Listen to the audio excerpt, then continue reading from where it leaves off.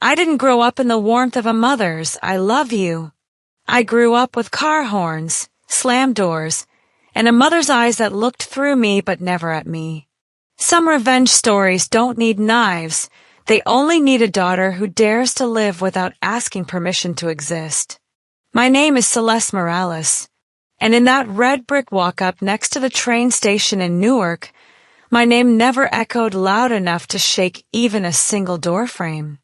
There were no family breakfasts in my childhood, no kitchen table albums filled with photos.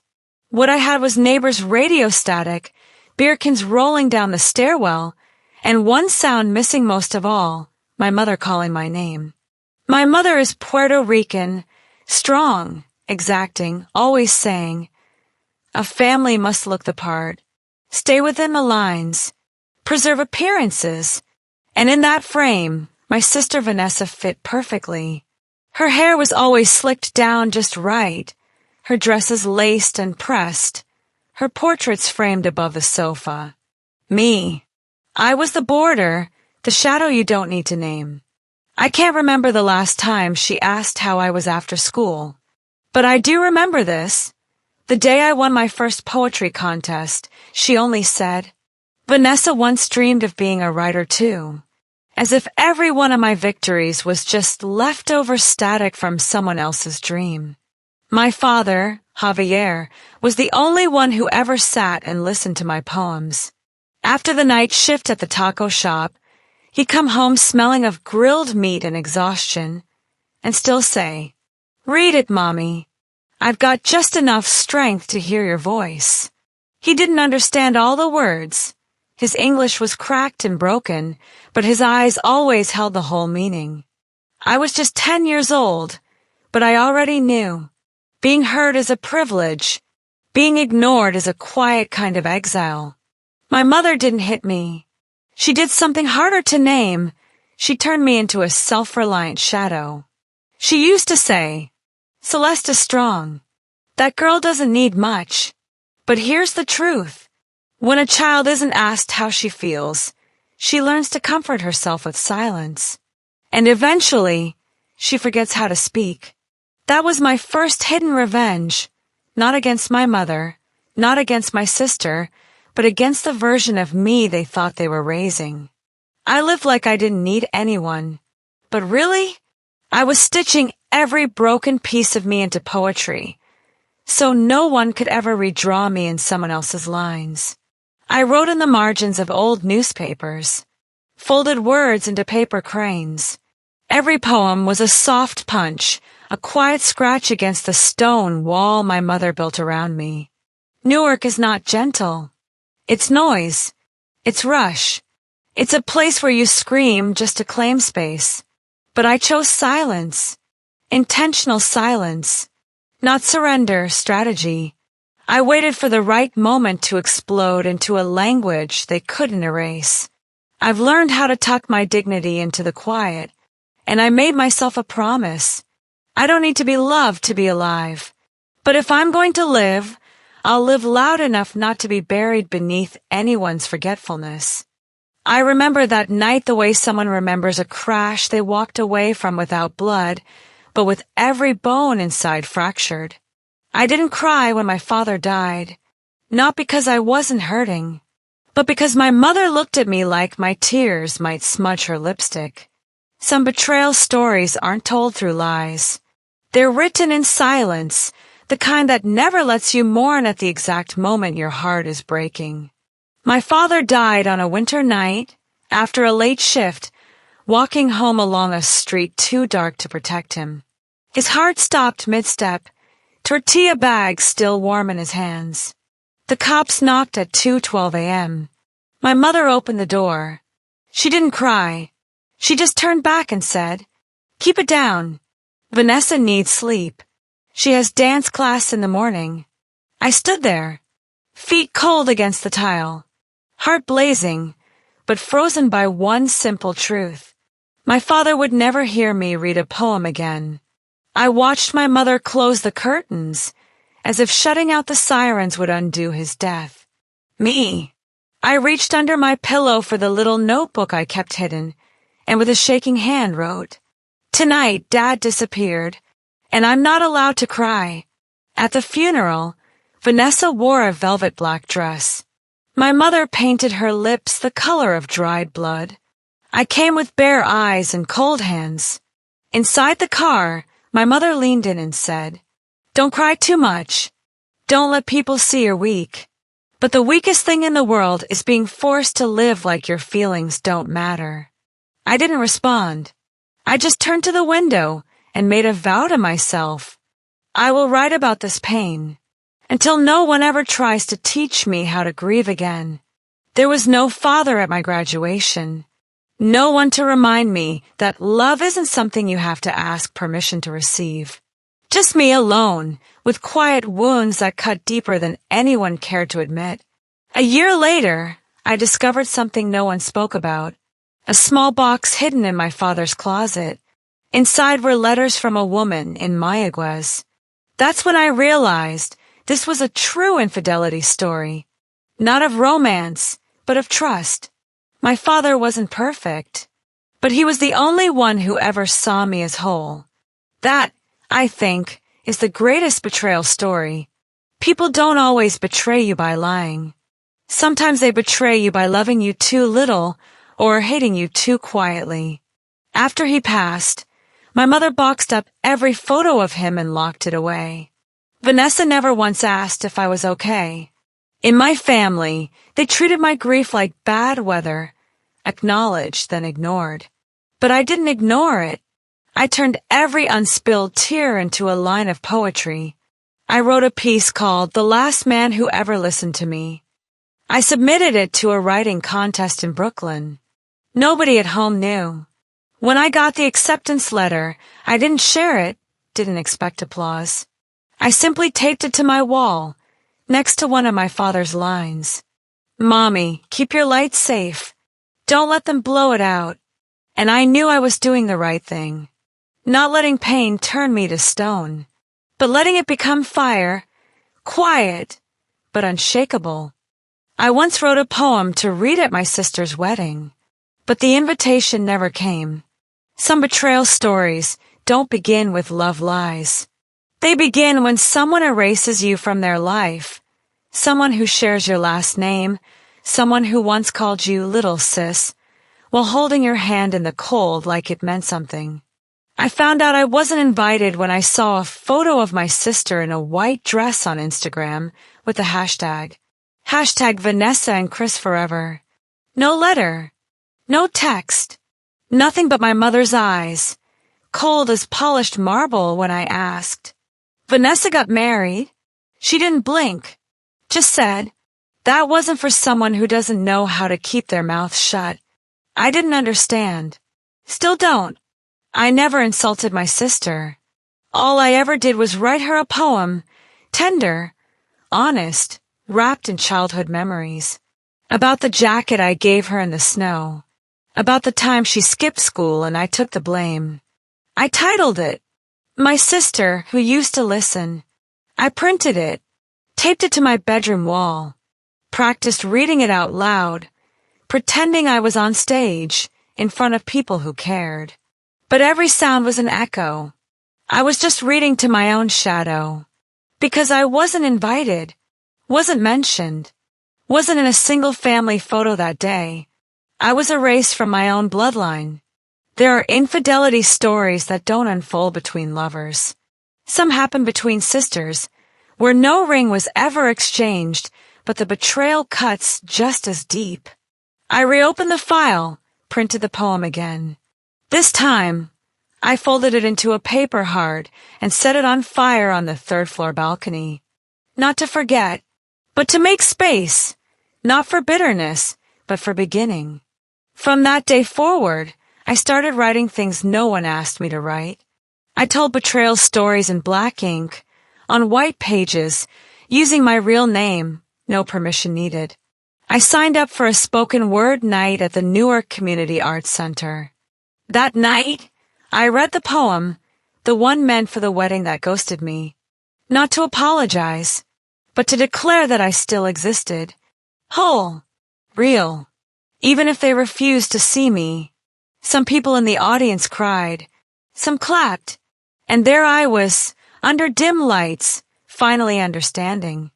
Not everyone who shares your last name deserves your heart. That's when I started building a new family. Not with blood, but with people who truly listen. I learned to live without a seat at their table. So I built my own. Microphone, poems, and truth included. And in a universe where invitations can be buried or burned, I still invited myself to the stage. I left home wearing an old floral dress and scuffed shoes, not because I was poor, but because I no longer needed anything from a place that never wanted me to stay. Some cheating wife stories aren't about husbands betrayed, but about mothers betraying daughters. With their skewed affections, their eyes always looking the wrong way, and their quiet decision to cut you out of every possible version of life. I left home on a June morning. The sun poured down like honey on cracked porch tiles on the same floral dress I wore at my 15th birthday. I was 22, and I didn't look back. No one saw me off. My mother was on the phone with someone she called, a cousin from Orlando. Vanessa wasn't home, as usual, or maybe she was, and just refused to be visible to me. I tied up my hair, threw on my backpack, and placed the letter I'd written all night on the kitchen table, next to the salt jar and Mom's bottle of headache pills. In it, I didn't blame. I didn't beg. I didn't ask why. I just wrote, I'm leaving to live by what I believe is true. That was the only bus ticket I needed. I got to the Greyhound station with $72 and a bundle of poems wrapped in newspaper. Those pages held stories about people who were never chosen but kept walking. Some poems were about my father. Some were for me. And one bore my mother's name, the saddest poem I never dared read aloud. On the bus, I watched Newark slip away through fogged-up glass. At one point, I imagined seeing myself, 12 years old, standing by the window of our third-floor apartment, holding a tattered notebook. But this time, I didn't bow my head. I smiled at that little girl, as if to say, I made it. You will too. I arrived in Brooklyn, rented a tiny room behind a Haitian woman's bakery. She didn't ask where I came from. She only said, You eaten yet, baby? And somehow, in that small act, I felt more welcome than in all 22 years at home. I started teaching poetry to kids at the community center. One of them once asked me, Miss, if my mom always talks bad about me in front of people, is that cheating? I bit my lip and nodded. Yeah, that's a kind of true infidelity story. Not between lovers, but between people who were supposed to never betray you. I taught the kids how to rewrite themselves, not with bitterness, but with a commitment to protect their light. We wrote together. We read out loud. Each child was a tiny resurrection stitched into my chest. And with every new step, I found myself less afraid of not being believed, less afraid of the past breathing down my neck, less afraid of saying, I deserve a different life. I didn't need a new floral dress. That old one, wrinkled and threadbare, left with me. It stood with me under neon lights at a Bronx poetry bar. It witnessed my first lease signed in my name, and it listened as I wrote this line. Some stories cheating don't happen in bed, but in the eyes that never look your way, and you still learn to see yourself anyway. I used to think healing meant becoming who I once was, but no. Healing is sitting by a Harlem window, listening to kids play on the street below, and finally saying out loud the pain you've spent years pretending you forgot. Some family drama stories aren't told at the dinner table. They are healed in quiet rooms with just enough light for you to see yourself clearly again. I met Dr. Elaine on a rainy afternoon, right after I fainted in the library from skipping lunch 2 days in a row. They called an ambulance, but I refused to get in. I said, I don't need a hospital bed. I just need a chair and someone who won't ask me to be strong anymore. A librarian brought me to her, A woman with salt and pepper hair and a voice that sounded like it had learned truth the hard way. Her therapy office sat on the third floor of a red brick building in Harlem, just across from an old maple tree that shed golden leaves on the same bench every evening. I remember my first session, wearing a fuzzy hoodie, holding my poetry notebook patched with tape. I couldn't sit still. Scratched my neck. Checked the clock. She said, "You don't have to say anything today. But if the day ever comes when you have a story that needs to be heard, tell it." I said nothing that day, but I came back. Then again, and again. By the seventh session, I brought a poem about my mother, an infidelity story without cheating in love, but with abandonment in blood. I read it, hands trembling. She didn't interrupt, just placed a box of tissues on the table. And I cried, not because it hurt, but because someone finally agreed that it had. I told her my mother chose Vanessa even when I was drowning too. Told her I once thought about disappearing. Not suicide, just erasing myself completely. Like I had never existed in the Morales household. She said, "Some family revenge stories don't need revenge. Just live joyfully." That's the sharpest reply. Every week, I came back to that room. Afterwards, I'd sit in the library by the second-floor window, looking out over Harlem like it was a sad rap song still writing itself. And I wrote things I never thought anyone would want to read. About fearing motherhood. About how my face looks too much like the woman who never held me when I cried. About the mornings when wind hit the door, and I thought it was Mom calling me up, only to remember it was just grief knocking in a different disguise. One evening, Dr. Elaine told me, "Forgiveness doesn't mean giving them a chance to hurt you again. It means giving yourself permission to walk forward without dragging their shadow behind you." That night, I wrote a poem called The Harlem Window. I performed it at a tiny cafe open mic. The poem ended with, "I forgive, not because they deserve peace, but because I deserve freedom." Someone asked me after, "Did you ever get revenge?"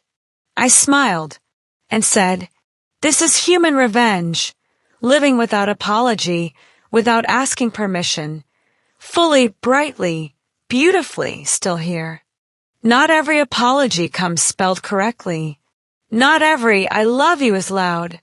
Some family tales are written with shaky hands, crooked letters, misplaced punctuation, and still feel like magic. The day my father sent me a poem, so clumsy it made me laugh, I knew he hadn't betrayed me. He had simply never known how to choose sides. I hadn't gotten a call from my father in nearly 2 years, and I didn't expect one. I'd always assumed he chose a side. Mom. Vanessa. Silence. To me, he was part of the family betrayal. When you don't speak up against the wrong, you're part of it, right? Then, one Sunday morning, I opened the dusty mailbox outside my Brooklyn apartment. There it was, a hand-addressed envelope. No name, but I knew that handwriting. The slanted script, like wind in a storm. The same fingers that once trembled while walking me across the street. Inside, a yellow sheet of paper. No punctuation. No rhythm. But these lines stood out. A daughter is a cactus. Doesn't need water. But I still want to be the rain. I laughed. Then I cried. Not because it was well written, but because it was the first time he ever wrote me anything. Not through Mom. Not with permission. He wrote about small things. That he missed my banana bread. That my room at home was still intact, just dusty. That Mom sometimes stared at the door, but never stepped inside. And at the end, he wrote, "I don't know how to protect you from people, but I'm learning not to lose you again." The poem had no title, but to me, it read like a prayer. I didn't call him back right away. I needed time. I needed to ask myself if I was really ready. Burning revenge sometimes hides in long silences, when you're unsure if they deserve your forgiveness yet.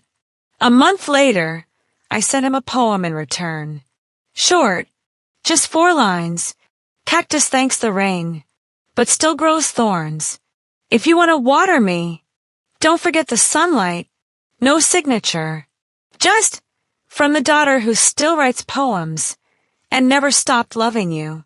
I haven't forgiven him completely. There are still wounds where he once stood by and said nothing. But I've learned not every family tale needs a perfect ending. Sometimes just picking up the pen again is enough to begin loving. I shared this story at a therapy group. Someone asked, "So, did you get your revenge?" I smiled and said, "Yes, but not the way people expect. I learned how to open letters without closing my heart. I used to fear the microphone like I feared my own voice. I trembled every time I stood on stage, convinced I wasn't good enough to be heard. But then, in a small corner of Bushwick, I gripped the mic with 2 steady hands. Some cheating stories aren't about romance. They're about the lies we told ourselves, believing we weren't worthy of being listened to in the first place.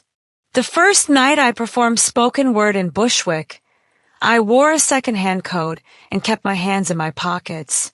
They still trembled, but not from fear.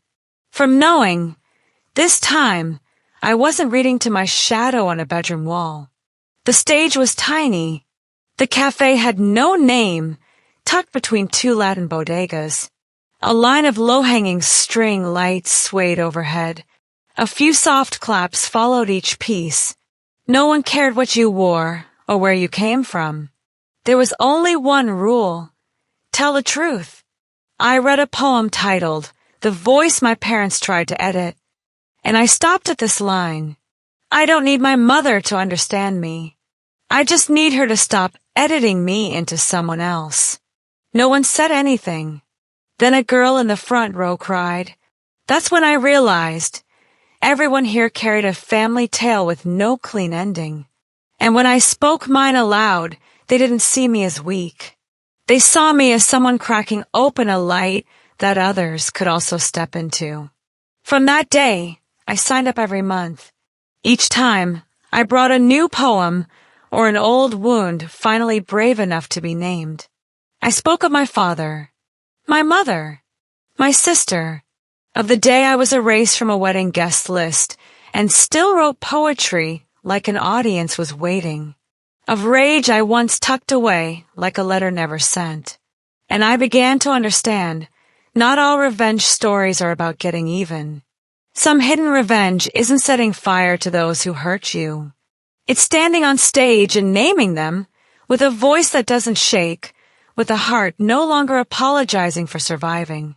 A middle-aged man came up to me after one reading.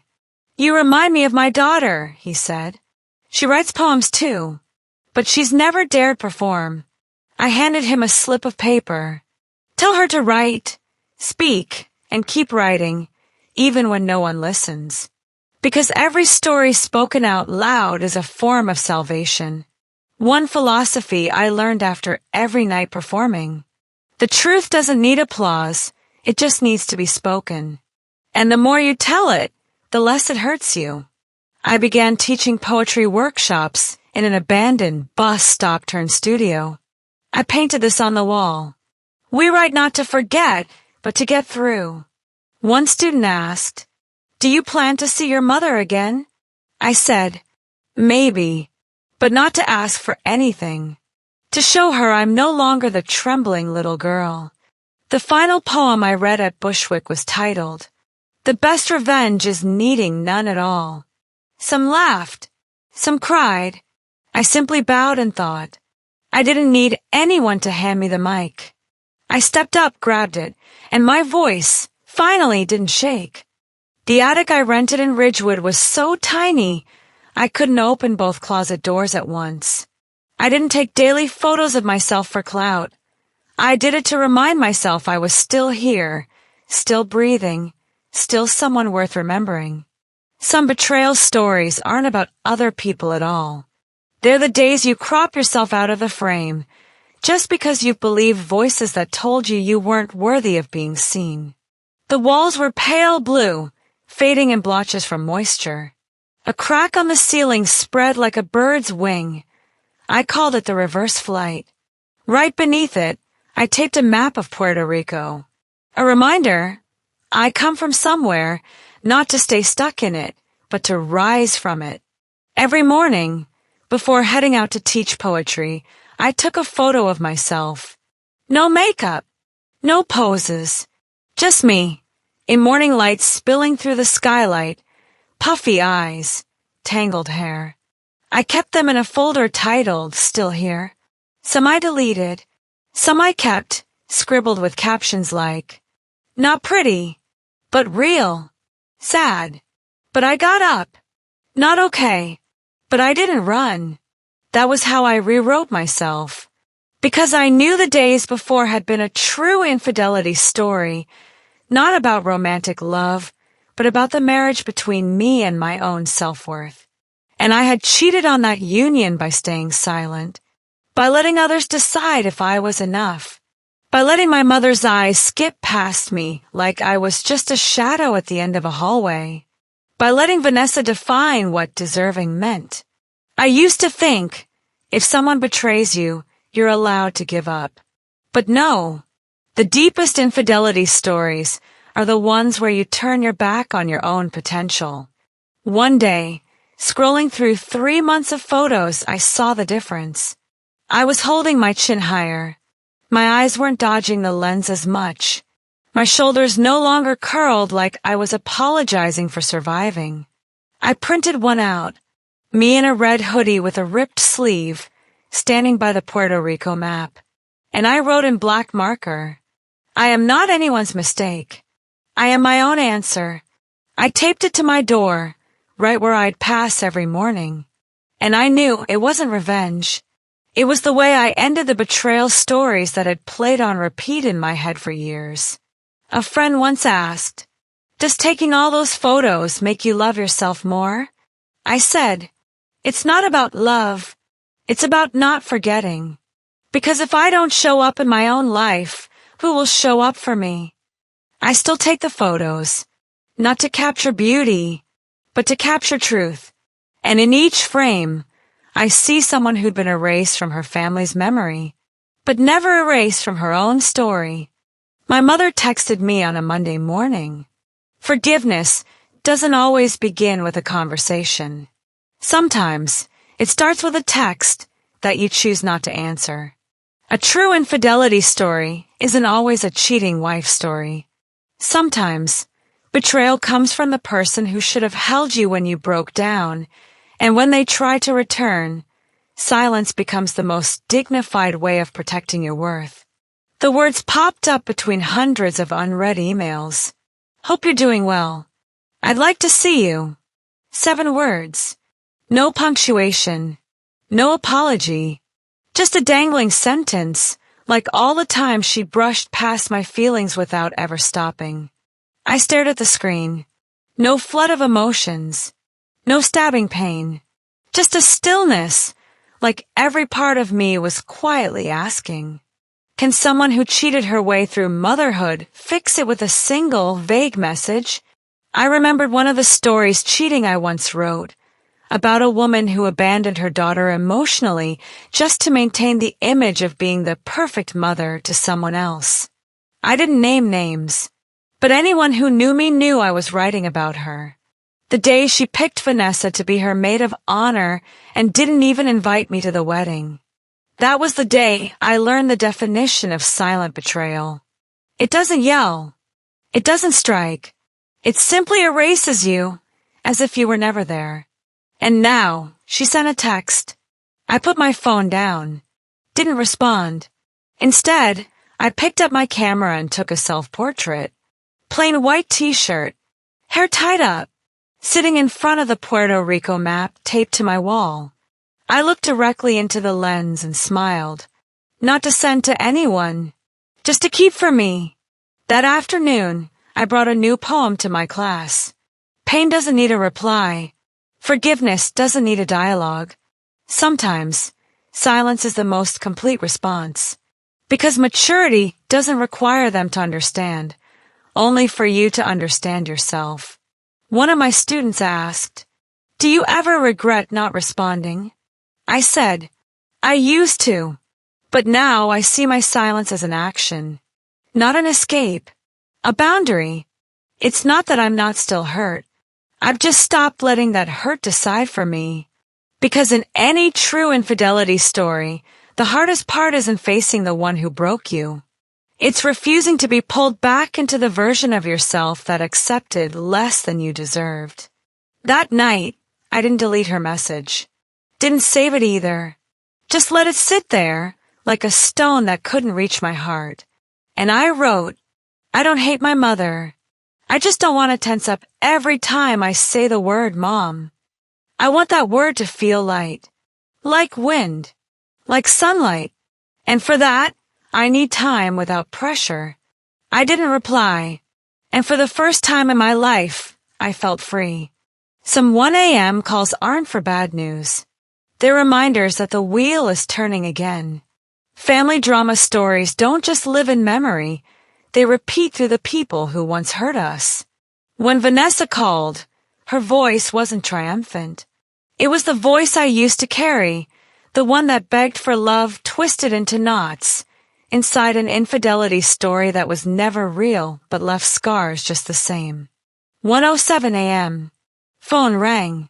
No caller ID. I almost silenced it, but something deep in my chest made me pick up. A pause.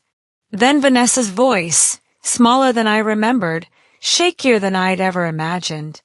"Are you awake?" A pointless question, but it was also the first time she called me sister since we were 17. I stayed quiet. She exhaled. I didn't know who else to call. I could hear wind through the speaker. A few soft sobs. He said I'm too sensitive, that I always make things bigger than they are. I tried staying quiet, but the more I stayed silent, the more I disappeared. I didn't ask who he was. I just stared at the cracked ceiling in my small attic, remembering the nights I used to ask myself, am I wrong, or am I just not enough to be loved? Now, Vanessa was sitting in that exact question. Maybe that was the most human revenge I've ever had, hearing the one who once replaced me now struggle to swallow her own tears. I asked, "Do you still have a piece of yourself left in all that?" Vanessa cried, "I don't know. I feel like you back then." That sentence, rather than hurting me, softened something in my chest. Not because I wanted to see her fall, but because I knew some family revenge stories don't need our hands to finish them. They write themselves when people reach the edge they once mocked us for falling over. I didn't blame Vanessa. She was always the one mom protected at all costs. The one who wore the wedding dress I never got an invitation to. The star in those family drama stories where I was just the silence behind the scene. But now I heard her voice tremble. The voice of a child no one believed. The voice of a woman who had shaped herself around other people's expectations for too long. I didn't offer comfort. I just shared a piece of a poem. There was a time I loved so hard I forgot my own name. So I wrote it on walls, on paper, on the palm of my hand. So even if someone erased it, I'd remember how to write it back. Vanessa sighed.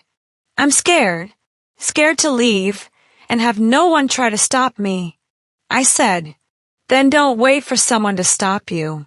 You hold on to yourself first. I don't know if that night changed her life, but I know some wounds need to be named in the dark. And sometimes we're the only ones who can start the healing just by listening once. I hung up at 1:41 a.m. Didn't save the number. Didn't send a follow-up, but I wrote something in my journal. Don't take someone else's suffering as your victory. Take your healing as the real way to end an infidelity story that was never fully told.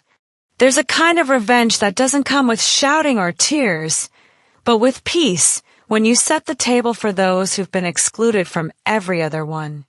Family betrayal doesn't just break hearts, it slices deep into your self-worth. But when you choose to rewrite family tales with poetry, with food, with unconditional gratitude, that's the sweetest kind of burning revenge you'll ever taste. That Thanksgiving, I didn't go home to my mother's. No long table. No family, specialties, reserved only for the chosen. I didn't get an invite, and I didn't need one. Instead, I laid out a faded red cloth across my tiny attic table. I handwrote 7 invitations, sent them to the ones who told me they'd never had a real Thanksgiving. A friend who'd been kicked out of dinner for coming out. A student with no mother. A neighbor who once whispered, "I only eat what's left after everyone's asleep." I called it the Thanksgiving of the left out, and I cooked every dish with a small prayer beneath the quiet rhythm of the stove. Not to prove anything, but to declare we deserve to eat well, to sit fully at the table, even when we're not chosen. I wrote poems instead of place cards.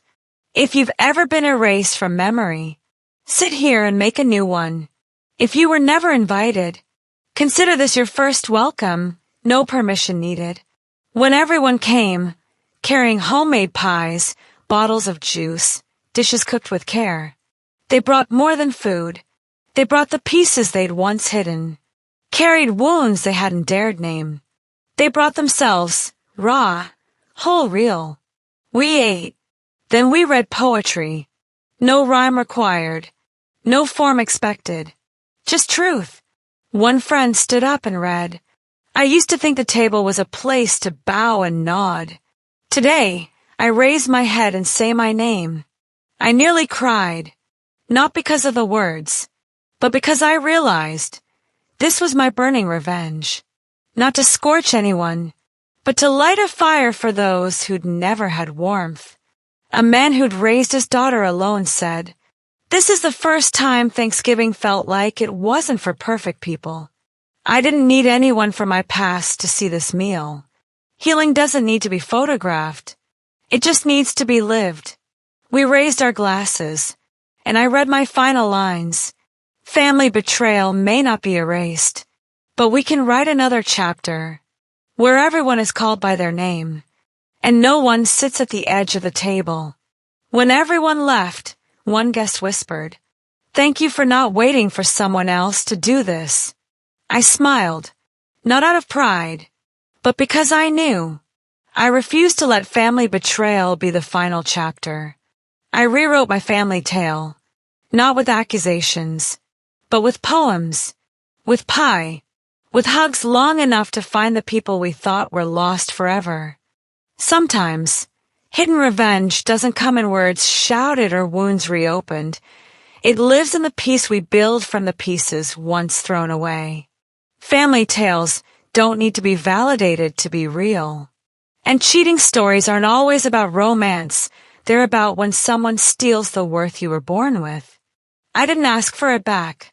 I rewrote it. From myself, for myself. I am enough. I wrote those 3 words in black ink on a faded yellow sheet of paper. I taped it to the mirror in my tiny attic. The same mirror I once avoided. The same glass that once showed me a girl who never felt like she was enough. Not anymore. Now I stand tall. I look, and I see myself clearly. I don't need anyone else's permission. Because I finally did the one thing that matters most. I believed in myself. I used to think about revenge stories the way movies tell them. Someone breaks you. You rise up. You come back stronger just to prove them wrong. That's not my story. Mine is different. I chose not to go back. I chose not to perform my worth. I chose not to relive the cycle. Where I asked for space, I was born deserving. My form of revenge is quiet healing. It's the real smile I wear when I pass that mirror. It's writing poems no one needs to publish. It's living a kind life, starting with kindness toward myself. I used to think family was a root you couldn't replace. Then I learned. Some roots heal when you water them elsewhere. So I planted an orchid in the corner of my kitchen. I made friends with people who had never celebrated Thanksgiving. I started a weekend poetry class for elders, people who'd been holding on to family tales too heavy to speak until now. One man once wrote, "My daughter never called back, so I write poems to call myself home." And I understood every word. I don't look for apologies anymore. I don't need someone to say I was right, because I did something that the ones who once cheated my emotions never could. I stood up. I started over. I chose myself, even when no one else did. There's a type of hidden revenge no one sees coming. It's when the people who thought they broke you watch you build something better, without ever needing them again. That's growth. Not loud, not for show, but strong, like solid ground under bare feet. I wrote the final line in my journal for the year. They didn't choose me, but I chose to live, and that is the most beautiful victory. I closed the journal, turned on the soft yellow light. The attic still looked the same, but I didn't, because I am the one who rewrote my life, line by line, step by step, not for revenge, but for freedom.